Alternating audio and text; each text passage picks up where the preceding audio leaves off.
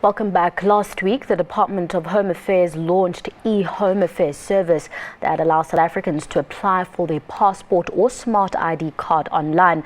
The pilot program is in partnership with the country's 4 major banks. We are now joined from our Pretoria studio by the Director General in the Home Affairs Department, Mkuseli Apleni. Good evening, DG. Thank you very much for joining us on Your World. Now, can you briefly explain the thinking behind this idea of applying for the IDs and passports online? Is it simply a case of making life better for consumers and cutting short the long queues at the Home Affairs? Good evening to you and as well as the viewers.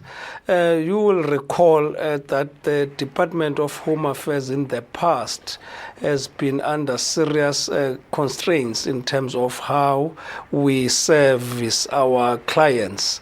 And it is important also to note that the services of Home Affairs, we cannot get them anywhere else except in the department. Then that put a pressure on the department of how best we can service our clients easy, efficiently, without a pain of long queues and papers and ink. Then the answer for the department was modernization. To say once we start using technology, technology has got a vast advantages. Firstly, in terms of making sure that what you deal with it makes people easy, it is secured, it is efficient. Hence, now it was this modernization process. So we started with the smart card and the passport, which now you can apply on a live capture system within our offices without bringing a photo and taking a fingerprint on the ink. Then now we were moving now to another step now of the channel, which means now this eHome Affairs means now you can apply online and be able now to pay through the online system and just go to the bank to collect now your fingerprint and a photo, and then the next day or two you go and collect.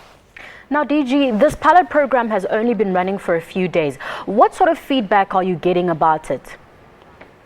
Yeah, well, people are very excited. The program, like anyone like this, is going to be starting slowly. But now on Wednesday, we'll be having a media briefing at about 12 o'clock, where now we'll be coming up with the statistics of how many people have been able to get into the system and how many have been able to go into the bank and apply.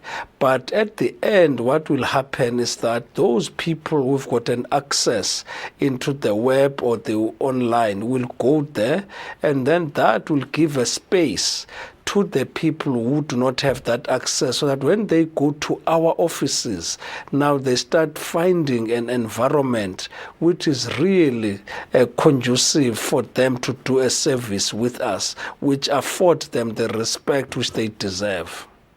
I know the system crashed on the day of the launch. What are some of the common problems you've experienced so far, and have you managed to overcome those?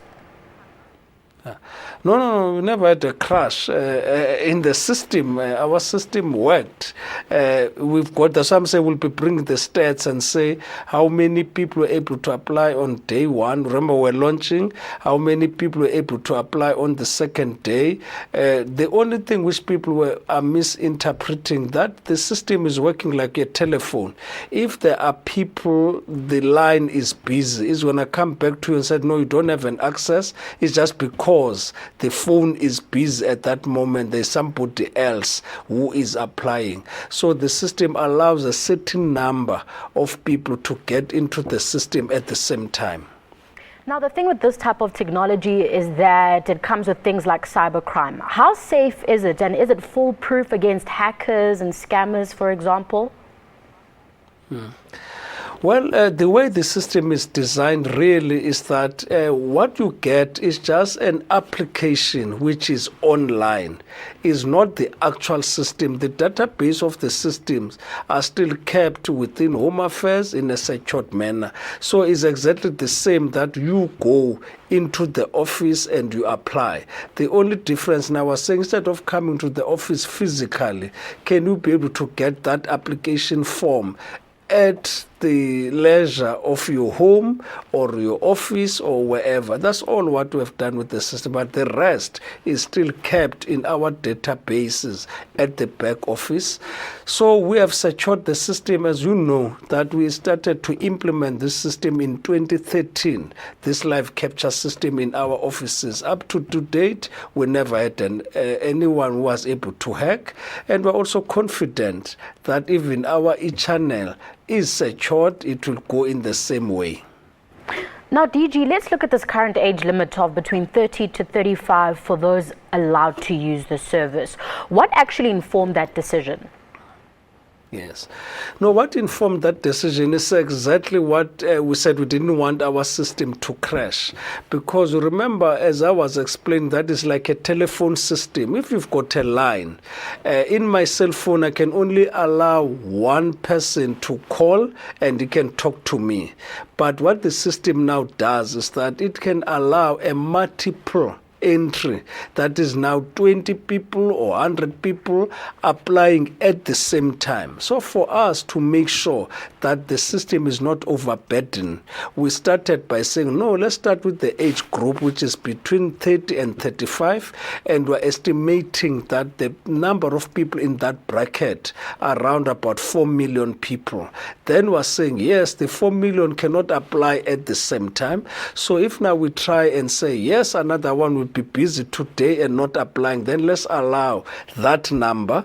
But once now we're able to have the capacity is growing, then we'll be always increasing that number as the system is maturing. So we started with that number, but we are estimating that as we roll out into more banks, we'll be increasing that number. Remember, we only started with the 12 sites within the 4 banks. It means now there are 3 sites per bank for people to go and finalize the application. So it means now the number of applicants must be able to get the appointments within the reasonable time. But if we have increased the number too much, we're going to cause a bottleneck in the sense that there will be too many people who are able to apply, but now to go and finalize their application, it was going to take a longer period and cause a frustration to the clients. Hence, now we started with that number. Now, DG, at the moment, Home Affairs can only process around 2 million ID cards a year, and 38 million green ID books still need to be converted. Is this the answer to the slow conversion rate? Yes, it will be, as we are saying, that as Home Affairs currently, we've got only 140 offices which were already ready with the system. We have added another 38. So it means now throughout the country, we've got only 178 offices which have got a capability of the system. But as a department, we had about 407 offices throughout the country. If now the pace is at 178, we are not even yet to reach the total offices. Therefore, it means now it will take us too long to be able to convert this. And remember, there's also 1.1 million kids who turn 16 every year who also eligible to apply for an ID book. Hence this partnership now with the banks, because the footprint of the banks is just enormous comparing it to our offices. Because if you can go to a city like Pretoria, how many bank outlets do we have? There are too many. So it means now once we move from the 12 and add other banks, so we are confident that within a period of 5 years with a program like this, we'll be able to reach what we want. But what we still need to do is to encourage people to say, please don't be fearing of technology. Go there, use your technology, apply for the card, go and get it in the bank. So that communication, that bringing of the awareness is still what we need to do. That's why we appreciate programs like this, so that we can be able to educate the nation that please go and utilize the systems which we have, It's not burdened. Just think about it now that you go to an office, or that is the bank in this instance, you have got an appointment. You go there at 11 o'clock, by 11:05, you are out. And then the next client comes, you don't queue. So we think that people will be able now to take this process. DG, it's been a pleasure chatting to you. Thank you very much for joining us on Your World. We'll have to leave it there.